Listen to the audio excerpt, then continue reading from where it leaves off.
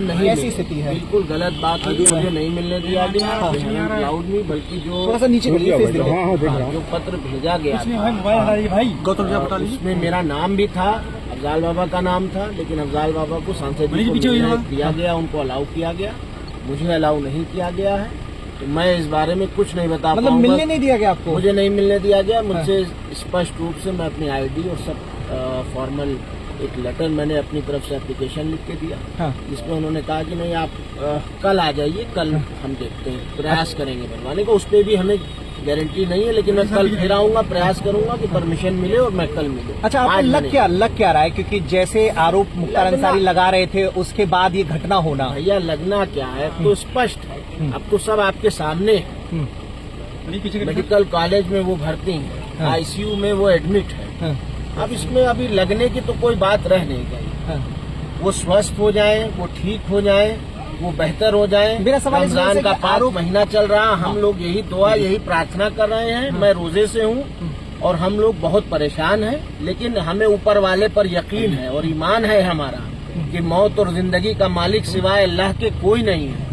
Jail में ही उनको जहर दिया गया था, वो लखनऊ के पीजीआई अस्पताल में एडमिट रहे और तबीयत उनकी बहुत दिन खराब रही। उसके बाद फिर ले आके वापस बांदा में उनको वो किया, ले आके रखा।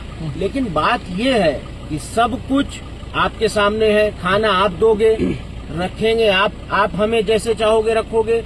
तो जब रक्षक ही भक्षक बन जाएगा तो फिर क्या कहना है? तो फिर तो वो बचाने वाला वही एक जात ऊपर वाला। 3 अफसर सस्पेंड हुए थे, 2 डिप्टी जेलर और 1 जेलर। ये उनकी प्रशासनिक चीज है, उसमें मैं कुछ नहीं कह सकता हूँ। कौन सस्पेंड हो रहा, कौन बहाल हो रहा, कौन ट्रांसफर हो रहा, हम ये चाहते हैं कि वो जुडिशियल कस्टडी में है। आप कह रहे हैं कि उनके कई मुकदमे अंडर ट्रायल हैं, उनके अंडर ट्रायल मुकदमों के लिए भी वो कस्टडी में हैं।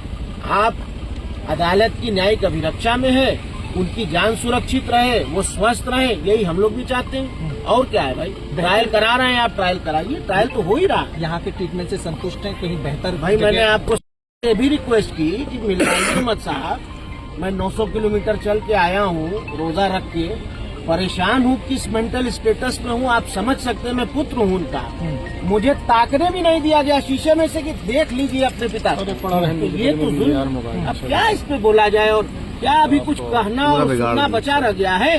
हम लोग सब्र से हैं, कानून के रास्ते से अपनी लड़ाई लड़ेंगे।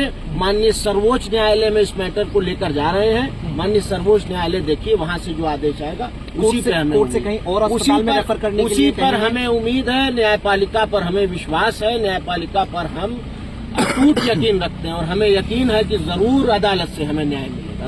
परिवार के और कौन लोग मिलने आए थे आपके साथ? सांसद जी आए थे, उनकी आपने बाइट ली है, अफजाल बाबा, और मैं आया था, मुझे मिलने नहीं दिया गया। मैं कल फिर आऊंगा और प्रयास करूंगा कि कल मुझे परमिशन मिले और मुझे अपने पिता को, जो इतनी गंभीर हालत में, उनको कम से कम देखने तक दिया जाए। ये इंसानियत और मानवता भी कोई चीज होती है।